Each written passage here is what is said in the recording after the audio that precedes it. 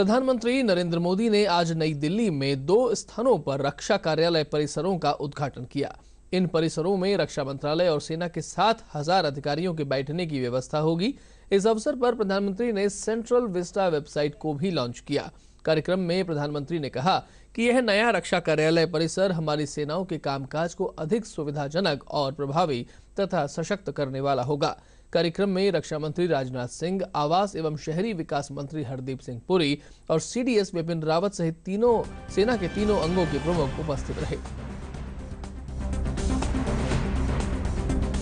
और इस अवसर पर प्रधानमंत्री नरेंद्र मोदी ने सेंट्रल विस्टा वेबसाइट भी लॉन्च की।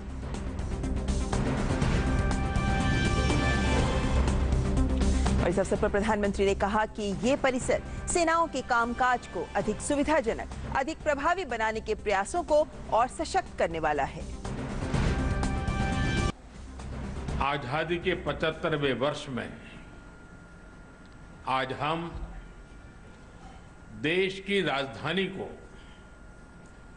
नए भारत की आवश्यकताओं और आकांक्षाओं के अनुसार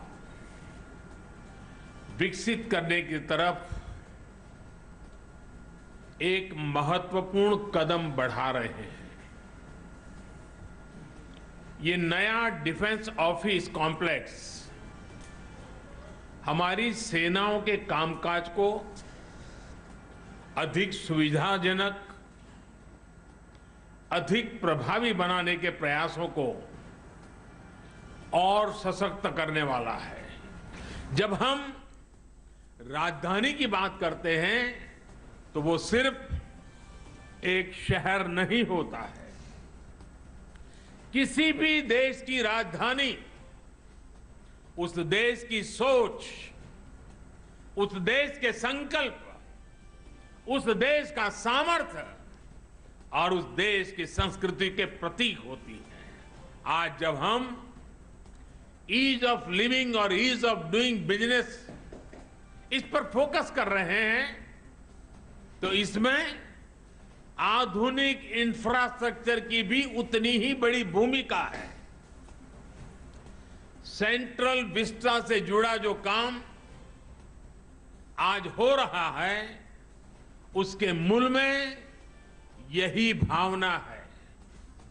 स्मार्ट सुविधाएं विकसित करने, गरीबों को पक्के घर देने के लिए आधुनिक कंस्ट्रक्शन टेक्नोलॉजी पर फोकस किया जा रहा है।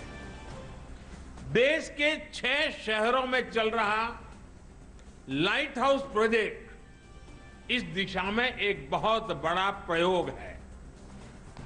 इस सेक्टर में नए स्टार्टअप्स को प्रोत्साहित किया जा रहा है।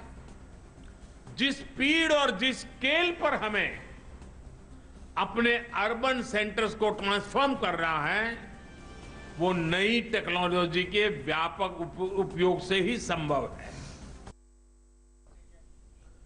उपराष्ट्रपति एम वेंकैया नायडू, प्रधानमंत्री नरेंद्र मोदी और लोकसभा अध्यक्ष ओम बिड़ला ने कल शाम को देश के नए संसद टीवी का शुभारंभ किया। इस साल फरवरी में लोकसभा टीवी और राज्यसभा टीवी का विलय कर संसद टीवी करने का निर्णय किया गया था। अंतर्राष्ट्रीय लोकतंत्र दिवस के अवसर पर सभी ने आशा जताई कि ये चैनल लोकतंत्र को और अधिक मजबूती प्रदान करेगा। इस अवसर पर प्रधानमंत्री नरेंद्र मोदी ने कहा कि संसद टीवी देश की संसदीय प्रणाली में एक और महत्वपूर्ण अध्याय जोड़ेगा।